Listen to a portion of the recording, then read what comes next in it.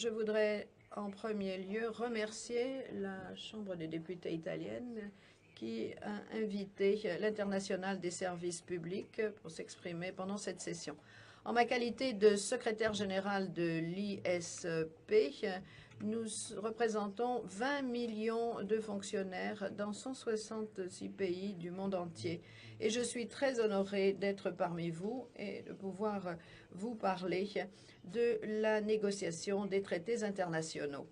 Je pense que j'ai quand même une certaine responsabilité. Je représente le mouvement des syndicats et des syndiqués, des travailleurs du monde entier, mais je pense aussi transmettre le point de vue des organisations de la société civile qui travaillent à nos côtés pour renforcer notre alliance et pour susciter une prise de conscience autour de ces traités, comme l'a dit le président Schulz à l'instant.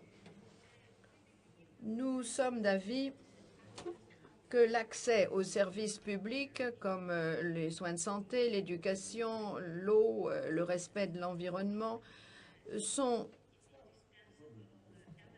un élément indispensable pour toute société équilibrée, équitable et démocratique. Pendant de nombreuses années, on peut même parler de piliers appréciés du modèle social européen. Nos membres et les personnes qui sont affiliées à notre mouvement sont très intéressés par les traités internationaux, notamment le TTIP et l'AECG présenté dans l'exposé précédent. Mais nous voudrions également parler de l'ACS. Il est vrai que, comme l'ont dit le président Schulz et la présidence Van Miltenborg, il y a eu une mobilisation de l'opinion publique en Europe autour du TTIP, comme un petit peu autour de l'AECG. Mais je suis vraiment heureuse de pouvoir et fière de dire que mon organisation était la première à susciter une prise de conscience autour des négociations sur ces traités. Mais il y a quand même un silence imposant et incroyable autour de l'accord sur le commerce des services. Je crois que nous devons ouvrir le débat, parler aussi de l'ACS. Nous estimons que ce sont des piliers de la démocratie. Vous êtes les gardiens de la démocratie, tant au plan national qu'au niveau européen. Vous êtes ceux qui nous représentez, nous, les Européens, les citoyens européens. Vous avez été mandatés par nous pour nous représenter, pour véhiculer nos besoins, nos desiderata et ce que souhaite et dont a besoin l'Union. Donc j'ai été vraiment très heureuse d'écouter la conférence de presse de Madame Reding en janvier dernier.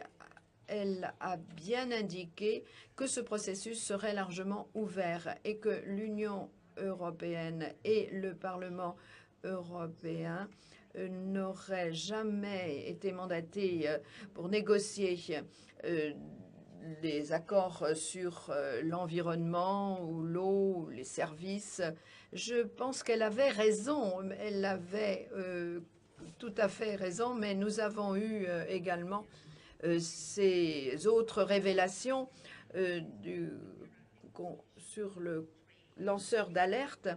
Les lanceurs d'alerte nous ont montré que finalement les négociations n'avaient pas encore commencé. On avait parlé d'apporter ou amener des patients d'un pays à l'autre pour gagner un petit peu sur les coûts de la main-d'œuvre et pour obtenir, par exemple, les soins de santé nécessaires. Alors, je voudrais savoir si c'est ce type de modèle social européen que nous préconisons pour l'avenir. Je ne le pense pas. Je ne pense vraiment pas que c'est ce dont nous avons besoin et je pense qu'il ne faut pas aller dans ce sens.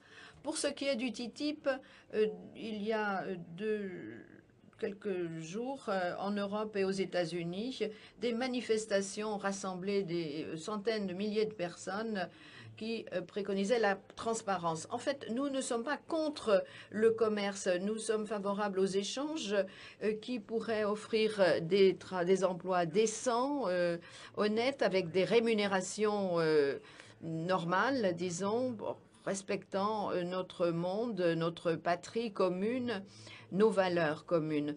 Mais je crois que les négociations actuelles ne traitent plus des droits de douane ou du libre-échange. Nous avons affaire à quelque chose d'autre.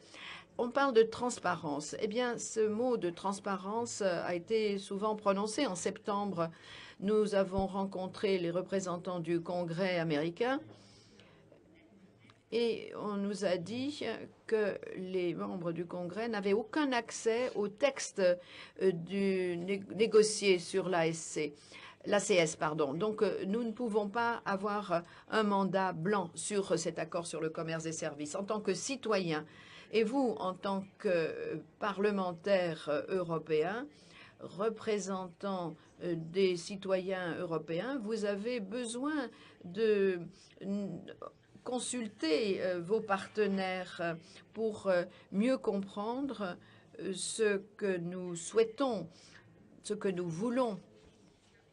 Alors, je suis certaine que vous connaissez parfaitement les conséquences de cet accord. Nous avons peur de renoncer à notre souveraineté nationale.